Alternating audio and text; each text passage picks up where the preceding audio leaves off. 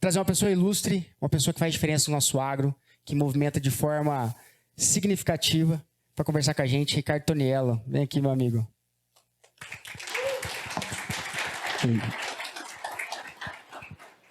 Ricardo, primeiro agradecer demais, gente. O Ricardo, para vocês entenderem, ele tá com uma dorzinha renal, né, Ricardo? Sim. Então, e mesmo assim, ele fez a questão de vir aqui. Não tem necessidade nenhuma, vocês conhecem o Ricardo.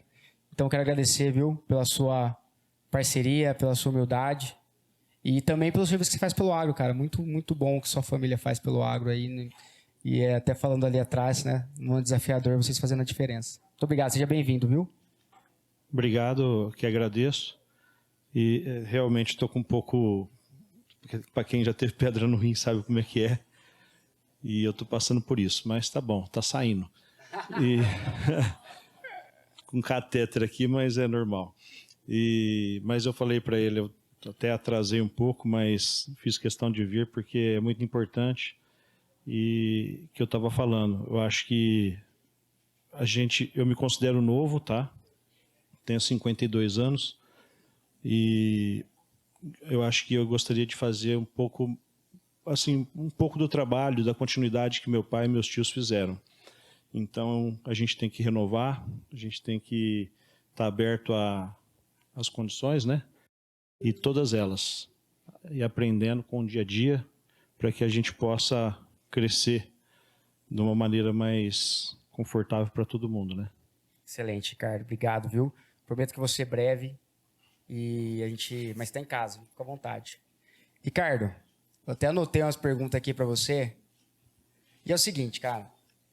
O senhor está num grupo que, mesmo em um ano desafiador, decidiu crescer, né? O que vocês estão enxergando no setor sucroenergético que os outros, talvez, não enxerguem ou enxerguem diferente? Olha, eu acho que antes de mais nada, essa pergunta, eu acredito que, para que vocês não vejam só a foto, tem um filme aí por trás disso, né? Que é a história dos 4 irmãos. Meu pai é o caçula. 2 já não está mais com a gente nesse plano. Então eu tenho o Toninho e tenho o Zé Pedro, que é meu pai. E trabalharam a vida inteira e fizeram essa progressão. Começaram com a destilaria Santo Inês, que hoje virou Viralco Sertãozinho, que está trabalhando hoje, está com capacidade plena. Aí fomos para Viralco Pitangueiras, isso em 1986, se não me falha a memória. E eu falo assim porque eu não trabalhava no ramo de usina, eu trabalhava no setor de automóveis, trabalhei 13 anos na Ortovel, na Ford, que é do grupo também. E depois, quando foi montar Castilho, eu fui convidado, entre aspas, né, para ir para Castilho lá, montar lá. Eu não era casado ainda, né? E aí, se você casar, você vai para lá. Eu falei, então vai. Aí fomos, né? Não sabia nem que era um arado. E aí fizemos a nossa terceira unidade lá. E aí vai construindo um filme, né? Vai se passando, a gente vai se alicerçando e vai crescendo.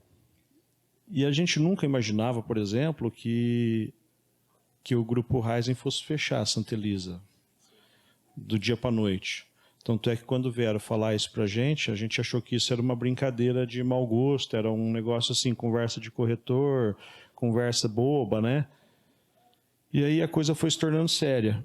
E aí nós enchemos nossas moendas aqui com essas canas, e aí surgiu o negócio da nova unidade. E o grupo, aí que eu falo, né? Que entra a capacidade da nova geração em planilhar, em trabalhar, com a experiência da geração antiga. Eu acho que isso é muito válido. E o apoio do meu pai, do meu tio, foi incondicional. Então, por mais que seja um ano ruim, a gente sabe que vai passar todo ano ruim.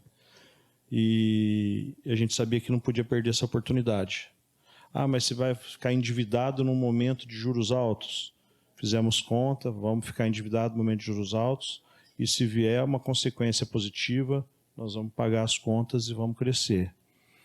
E toda a parte de sinergia. De uma chaminé, a gente vê a outra. Acho que isso é muito importante. Então, aí você vai falar assim, por que você... um monte de usina, um monte de setor aí está quebrando, está parando e vocês estão aumentando? Justamente por isso, pela sinergia, pelo custo, pela maneira de trabalhar. Estava falando isso ali dentro agora, pela condição familiar que existe hoje para trocar essas empresas, o olhar de dono. Tá? Ali não tem executivo que fica almejando PPR, não estou falando de todos, tá? Mas estou falando de uma maneira natural. Eu dei até exemplo de usinas que vinham bem, colocaram executivos e tiraram os donos e a coisa deu uma degringolada. Por quê? Talvez eu falando vocês possam perceber, mas a maior parte das multinacionais que entraram em usinas estão saindo. Elas não conseguem ter um papel positivo em cima de usina. Usina de açúcar e álcool é um negócio muito diferente, onde tem que ter olhar de dono realmente. Então, é mais ou menos a questão desafiadora. Hoje, nosso grupo está saindo de uma moagem de 8,5 milhões, nós devemos moer 11,5 milhões esse ano. É muito grande. Mas eu fico feliz, eu estava tenso até esses dias para trás, porque enquanto está no papel, está bonito. Agora, soltar na prática realmente, aí a coisa começa a engrenar. E realmente nós engrenamos. Então, todas as unidades já estão rodando, inclusive a unidade que nós compramos já está rodando bem, está com todos os documentos já, está tudo certo, graças a Deus. Estou saindo daqui, mesmo com dor, vou para lá hoje. Nós estamos recebendo visita da Copersucar, nós somos Copersucar, mas eu falo assim, agora o trilho está no trem, o trem está no trilho, como diz um amigo meu, e isso agora começa a rodar de uma maneira mais natural, e a gente vai aparando as arestas, vai se organizando com a quarta unidade. Isso é muito importante para nós, porque agora entra a questão prática que é nossa, certo? Então, é uma situação já mais diferenciada, mas o ano é bom? Não. A hora é boa? Não. Mas o negócio era imperdível. Entendi. Então, foi um negócio de oportunidade, né? Mas vocês também são muito preparados também, né? Porque para você alinhar e aproveitar essa oportunidade, como você diz, a alavancagem, né? Nosso grupo, nós sempre trabalhamos muito com o pé no chão. É a primeira vez que a gente está trabalhando mais alavancado. Mas é uma alavancagem dentro dos nossos padrões. Uma alavancagem onde nós não corremos risco. Uhum. Tem risco, todo mundo tem risco, mas risco medido. Acho que esse é o grande negócio, né? Pagar juros ou pegar financiamento até o ponto que você tem conhecimento, onde você sabe que vai te dar pé para você nadar. Agora, tem gente que extrapola. Nós, graças a Deus, o meu tio fala uma coisa que é verdade. Nós não pegamos dinheiro para comprar carro, imóvel, coisa. Nós pegamos dinheiro para comprar uma usina. Inclusive, um diferencial, rodando. Uhum. Pegamos uma usina com 2 milhões de cana, rodar esse ano, que já vai para 2,5. Esse ano mesmo. Então, já fizemos um trabalho aí para dar uma aumentada nela. Gradualmente, né, Ricardo? Sim. Ricardo, e você com essa visão de usinas, né? Você teve inserido nesse setor. Como que você vê o setor, as mudanças do setor agora? A gente tem uma modernização de visão. Todo mundo fala que o mercado cana é conservador, né? Eu atendo o mercado também e, de fato, eu sinto algumas diferenças entre o mercado de soja e o mercado de cana. Como você enxerga o mercado cana em relação à modernização dele? Para que caminho você acha que ele vai? Vai ser modernizado no último. Não existe hoje... Não, o mercado vai ficar para trás. Se não modernizar, não vai rodar. O mercado de cana é o mesmo. Vamos falar... Parte industrial, acho que não tem nem o que falar, né? Hoje uma usina, uma indústria que ela não tem automação, que ela não tenha sistemas... que eu costumo brincar, uma usina é um avião. Pensa num avião, ela tem que ter 2 ou 3 alternativas para que ela não pare. Sempre tem como é que eu vou dizer? Uma segunda chance.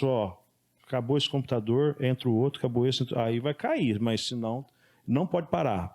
Usina hoje que não é moderna, ela não é rentável. Hoje, como venda de carro, qualquer coisa, é centavos que vira milhões. Então eu não posso ter uma usina, porque vamos lá, ó, onde está o açúcar? Está lá no campo. Eu vou fazer de tudo nele, trazer para cá e vou tirar 85% do açúcar que eu trouxe. Mas espera aí, você tira 90%. Você vai ganhar mais dinheiro que eu, você vai passar para trás. Então, eu tenho que me modernizar para tirar esse açúcar. Está lá no campo, eu produzo ele lá e aqui eu tenho que extrair ele muito bem. Agora, chegou um momento onde o açúcar no campo está pouco. A cana nossa está pouca. Então, nós temos que modernizar. Aí está vindo cana de semente, onde a gente vai poder plantar com mais facilidade. Então, eu não vou ter tanto canavial velho. Eu vou tratar essa cana melhor, vou economizar o custo de plantio. Agora, isso demorou demais. A soja passou a gente assim, há milhões de anos. A cana, não. Como eu tinha essa estabilidade, 5, 6...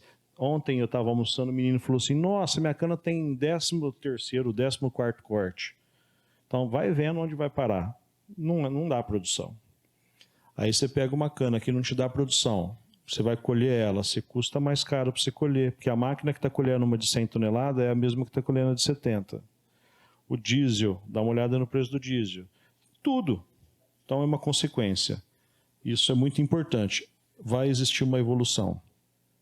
Variedades, com a falta de queimada, com a parada da queimada aumentou muitas pragas, automaticamente aumentou o custo de produção de cana. Tem vários pontos.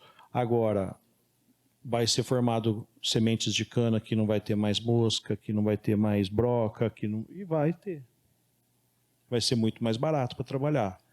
Consequentemente, o nosso custo vai melhorar. Então, essa modernização ela vai existir. Hoje, na frota já existe. Antigamente, eu tinha 50 pessoas para cuidar de uma frente, hoje eu tenho 5, 8, e olha lá. Por quê? Hoje, todo o sistema, se eu abrir meu telefone aqui, eu sei onde meus caminhões de cana estão. Estão trabalhando, quantas viagens deu, quanto está puxando, tem tudo. 24 horas no ar. Então, hoje, a modernização está acompanhando muito. Excelente. E uma pergunta que eu sempre quis fazer para você, acredito que algumas pessoas que atendem a usina querem fazer também. Né? O que vocês, na sua visão mais corporativa, né, você diferencia um fornecedor de qualquer serviço, pense dos mais significativos aí dentro do seu orçamento, o que você pesa mais para ser um fornecedor? Cara, aquele é meu fornecedor A e aquele é meu fornecedor que eu posso substituir. Tem várias maneiras. Por exemplo, um fornecedor de equipamentos, veja a qualidade do equipamento. Qualidade, e aí o segundo ponto é parceria. Um fornecedor de mão de obra, puramente parceria. Ele tem que ser parceiro meu, porque senão não vai resolver. Ele tem que acompanhar os meus passos. Se ele não acompanhar meus passos, não vai resolver. Agora, ó, o cara vende uma bomba, ele vende um terno de moenda, peraí, eu vou ver tecnicamente o que serve, o que é melhor e o que não é. Pode ser meu amigo, pode ser o que for, mas eu não vou pôr na minha empresa uma coisa que não combina com a minha gestão. E a mesma coisa para um fornecedor. Você pega um fornecedor de mão de obra, eu tenho um fornecedor de mão de obra lá que está comigo faz tempo e já sabe até o jeito que eu gosto de trabalhar. Então isso leva muito em conta, entendeu? É mais ou menos isso que a gente faz. Excelente.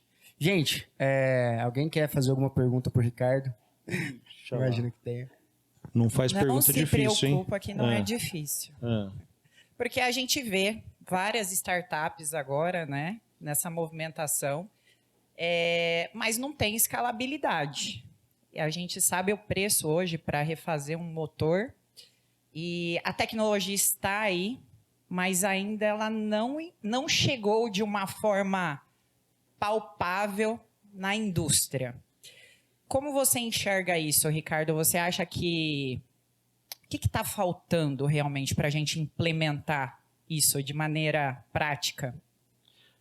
Olha, muito boa a sua pergunta. Hoje eu estava de manhã com o Caiado. que é o candidato a... Assim, não é candidato ainda, né? Ele é pré-candidato. E foi falado isso. O primeiro detalhe, por que o nosso etanol não vai para o mundo? Essa é a primeira questão. Porque o petróleo é muito forte de lobby. E o nosso combustível é o melhor combustível do mundo. Não traz poluição, dá trabalho, mão de obra, dá emprego, dá trabalho não, dá emprego, né? E por que não vai para o mundo? Por que não...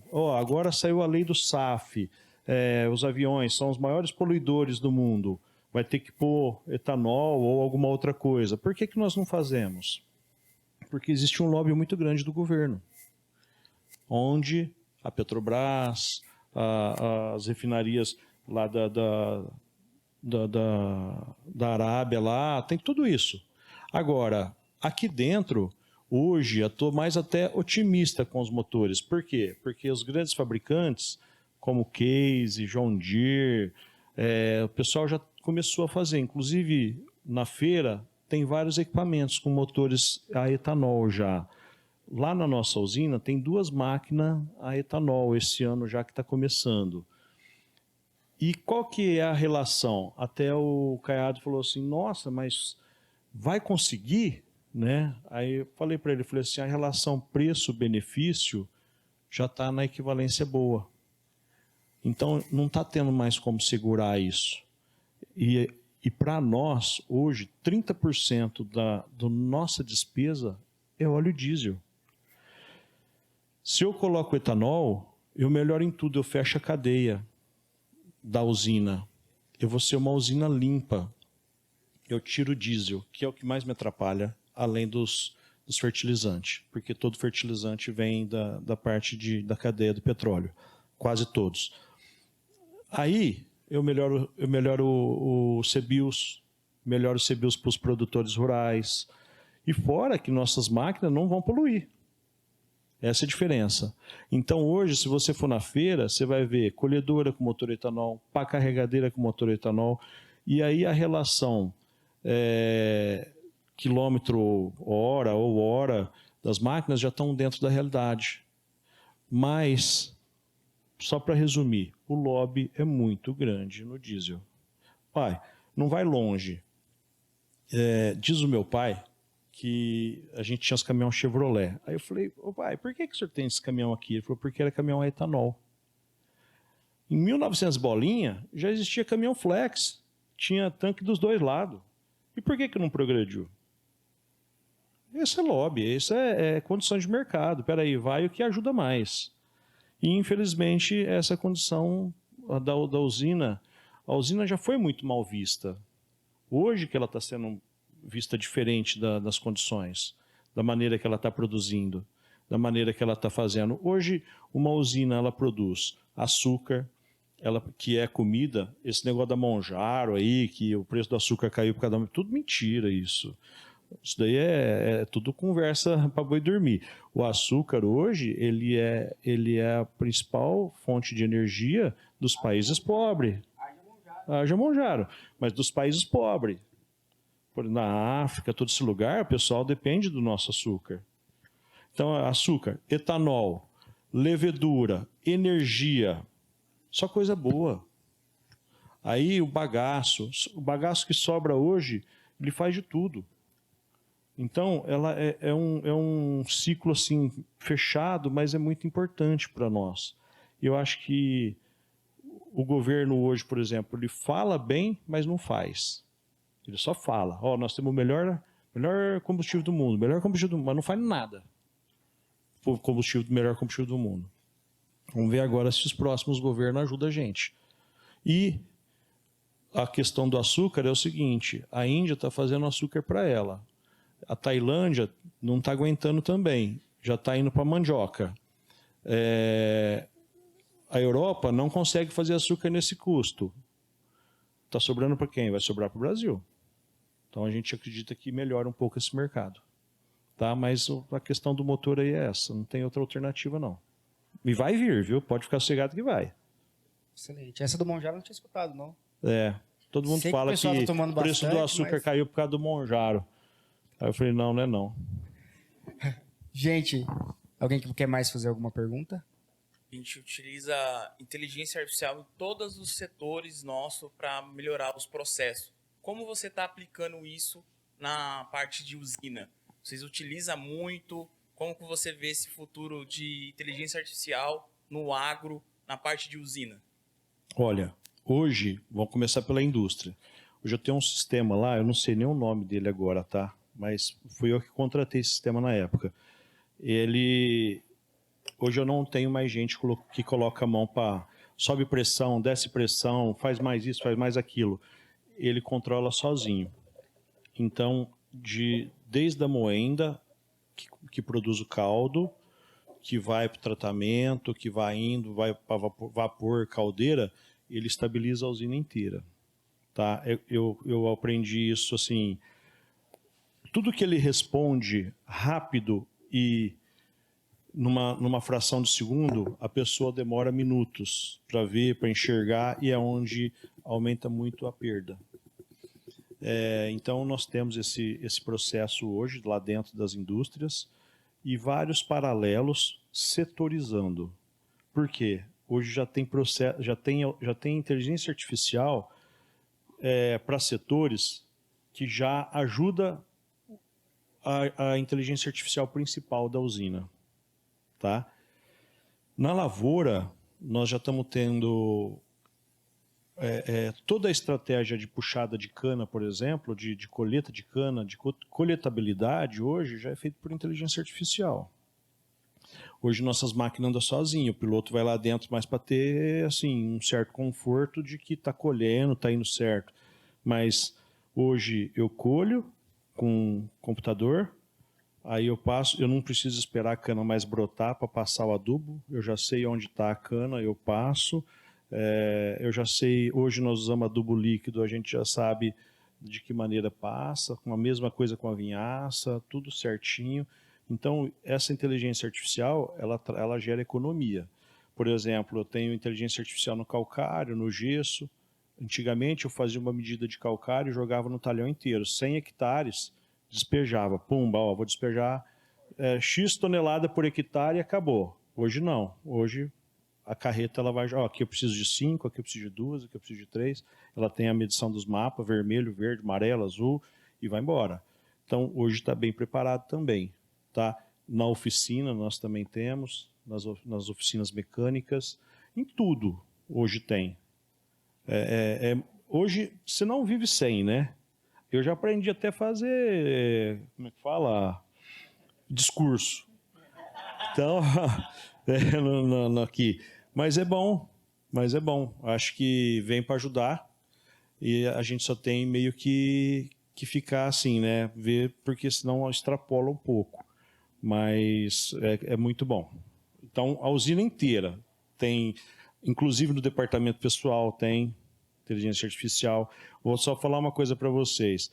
E assim o pessoal vai testando a gente, né? Nós colocamos crachá, depois fomos para digital, foi para telemetria, foi para tudo. Aí nós descobrimos que o pessoal está pondo foto.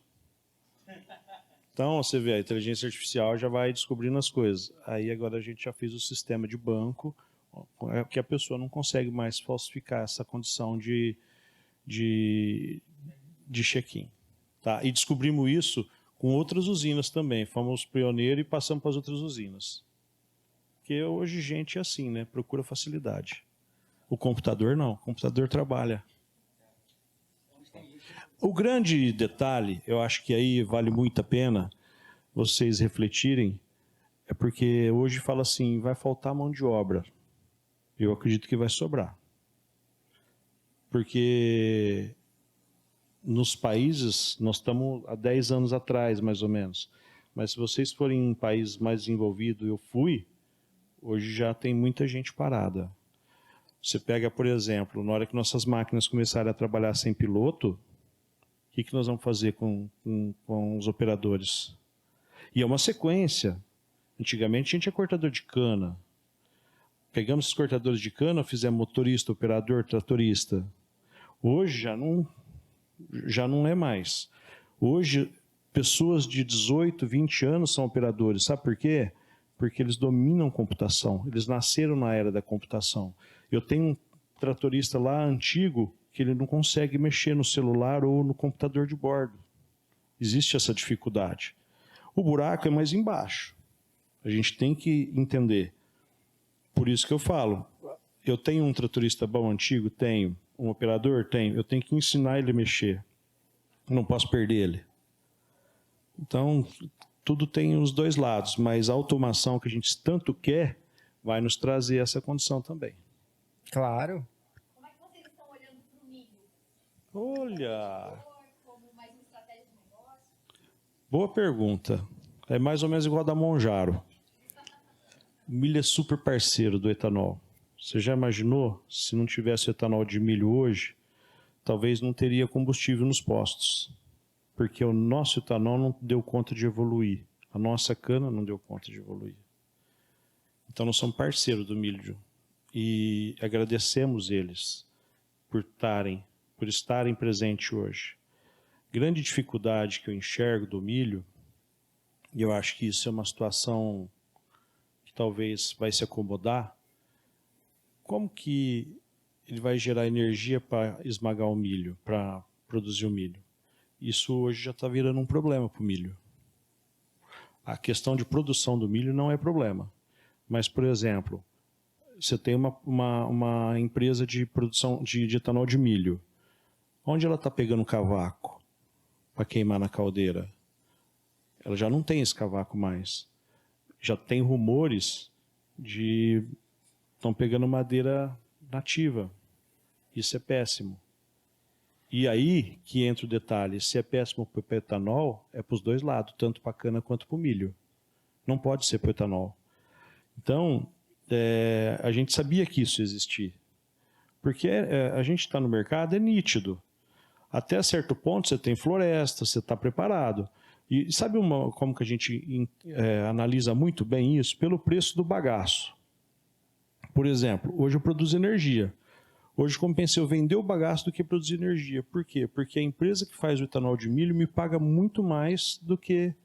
Porque ele tem o milho, ele tem estrutura, ele tem tudo, mas ele não tem quem põe fogo na caldeira dele.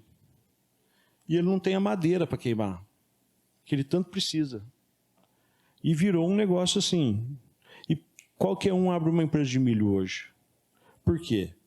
Para você fazer uma usina de açúcar, você tem que ter no mínimo aí 30, 40 mil hectares de cana. E formando. Milho você compra. Você produz milho, ele produz milho, eu vou lá e compro o seu, vou comprando. Eu não produzo milho. É diferente. Eu tenho estoque só. Se o milho subiu, eu posso até vender o estoque. Então, essas diferenças. Eles aproveitaram o embalo, que o custo deles é menor que o nosso. Tá? Estão produzindo bastante, mas chegou o momento que dá um gargalo. Isso acontece em qualquer empresa de usina. Você começa a moer, vou moer 18 mil, aí você vai, chega lá na frente tem um gargalo, é um tubo que não passa. O do milho hoje é alimentação. Alimentação para produzir vapor. Que agora o etanol de milho é sensacional. Dá DDG, bom, dá o óleo, é um sonho. Sonho de consumo. Tá? E tem que ter cuidado, né? Pra não virar narrativa contra o agro, né? Tá pegando mata nativa e tal, daqui a pouco vira narrativa. Esse é o detalhe. Gente, mais duas perguntas pra gente poder caminhar. Tudo bem? Primeiro, obrigado por compartilhar a generosidade, vir compartilhar a experiência. Você falou dos produtos da cana, né? Do bagaço, do álcool, do açúcar, da energia e da levedura. Para a levedura ser um produto que possa ser utilizado como ração, né, para proteína animal, é importante o manejo. E aí eu vou no biológico. Como é que está o uso de biológicos para ter uma levedura de melhor qualidade? Sim. Você deve ser algum especialista nisso, né? Porque uma pergunta técnica assim nós fazemos levedura desde quando eu me entendo por gente. Eu nasci já com meu pai e com meu tio brigando para fazer levedura. Desculpa, secar a levedura. E realmente tem a questão dos antibióticos, tem a questão do que você põe na cana, tem tudo isso. E lá nós não usamos antibiótico. Nossos cultivos são hoje muito mais é biológico. Não vou te falar que a gente não usa químico, usa sim. Quem fala que não usa é mentira. Mas a gente usa químico que respeita e que está enquadrado. Pronto, na cana. Agora, dentro da usina, a gente só usa antibiótico quando necessita. Mas hoje é muito raro usar antibiótico, essas condições. Tanto é que nossas leveduras são basicamente 100% exportadas. Nós vendemos para as maiores aí, para ICC, para... Tem uma lá de Junquerópolis também que eu esqueci o nome. Bom, são várias. Mas assim, geralmente só para ração animal, mas a maior parte é exportada. Por quê? Porque nós não temos bolenzina. Nós temos uma levedura de alta qualidade. Nós estamos produzindo muita levedura, graças a Deus. Levedura hoje é uma coisa que nos ajuda muito para pagar a conta, tá? Muitas usinas não enxergam isso, mas além de ser uma excelente fonte de proteína, né, para o animal, eu costumo falar que a levedura ela é como se fosse um omeprazol, né? Além dela ajudar na fonte de proteína, ela ajuda na ruminação, no rumen do gado, né? Por isso que ele pega mais peso, a vaca dá mais leite, isso é natural. A carne fica até mais macia. Agora, realmente, quando eu comecei no primeiro ano, eu não entendia por que parava-se de tirar a levedura. Aí eles começaram a me explicar e me ensinar, porque a gente usava antibiótico químico. E aí a Europa não aceita. E devolve a carga, se for preciso. Mas nós estamos usando simplesmente os biológicos. Inclusive, nós temos um antibiótico biológico lá que a gente usa direto ele, porque a levedura em si, né, ela é um ser vivo. Então ela não pode ter febre, ela não pode esquentar, ela tem que estar sempre... E aí a gente trata dela como se fosse realmente uma criancinha, né? E aí é onde a gente consegue ter essa condição de produção alta de levedura. Talvez não com tanta proteína, porque, não sei se você sabe, quanto mais estressa a levedura, mais alta a proteína. Então, se eu deixar ela sofrer bastante, ela vai aumentar a proteína, só que aí ela diminui a quantidade de levedura de produção. Então, são detalhes que a gente faz opção, e nós optamos o seguinte: eu quero produção de levedura, pode ser que a proteína baixe, mas que ela seja limpa, para que eu possa vender sem medo de ser feliz. E aí a gente está nos biológicos. E o biológico vai fazer parte do nosso cenário, tá? Não tem como voltar. Tanto é que eu estava falando da cana aqui também. E cana sem broca, cana sem nada. Por quê? Porque já vai vir preparada, e aí vai entrar só com o biológico. Respondido, Sérgio?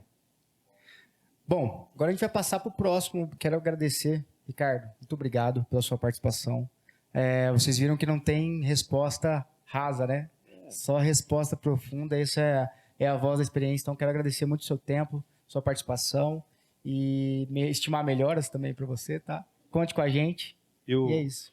Eu te agradeço em nome do conselho da nossa empresa, do meu pai, José Pedro Toniello, do Toninho Toniello hoje, que é presidente do conselho.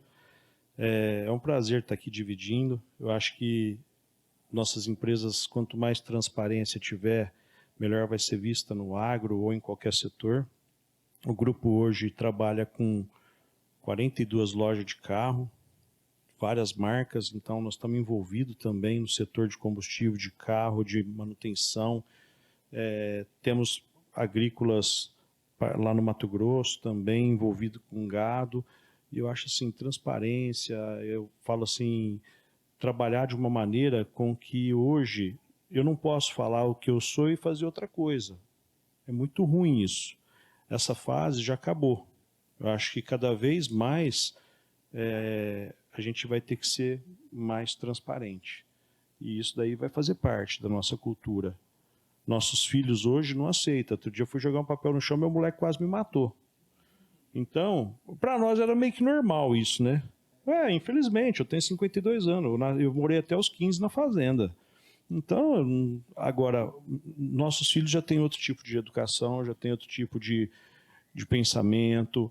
Eu acho que tem parte que é boa, mas tem parte que é ruim também, porque eles não põem pé no chão, né?